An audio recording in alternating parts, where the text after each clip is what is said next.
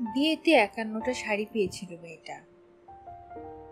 অষ্টমঙ্গলায় ফিরে এসে আরো ৬টা।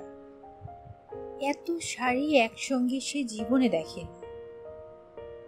আলমারির প্রথম থাকে সে রাখলো সব নীল শাড়িতে, হালকা নীল। একটাকে জড়িয়ে ধরে বলল, তুই আমার আকাশ। দ্বিতীয় থাকে রাখলো সব গোলাপিদের।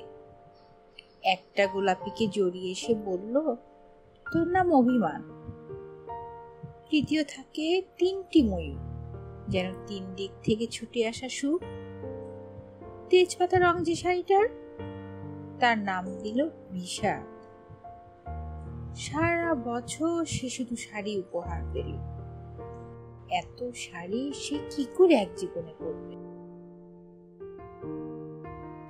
কিন্তু বছর যেতে না যেতে ঘটে গেল সেই ঘটনাটা। সন্ধ্যের মুখে মেয়েটি বেরিয়েছিল স্বামীর সঙ্গে চাইনিজ খেতে। কাপড়ে মুখ বাঁধা ৩টি ছেলে এসে দাঁড়ালো। স্বামীর তলপেটে ঢুকে গেল ১২ ইঞ্চি, উপর থেকে নিচে, নিচে থেকে ডান দিকে, যাকে বলে এল। পড়ে রইল খাবার। চিলি ফিশ থেকে তখন ধোঁয়া উঠছে। এর নাম রাজনীতি, বলেছিল পাড়ার লোকেরা। বিয়েতে ৫১টা শাড়ি পেয়েছিল মেয়েটা। অষ্টমঙ্গলায় ফিরে এসে আরো ৬টা। একদিন দুপুরে শাশুড়ি ঘুমিয়ে সমস্ত শাড়ি বের করে ছতলার বারান্দা থেকে উড়িয়ে দিল নিজের পৃথিবীতে। শাশুড়ি পরিয়ে দিয়েছেন তাকে সাদা থান। ১৯ বছরের একটা মেয়ে, সে একা।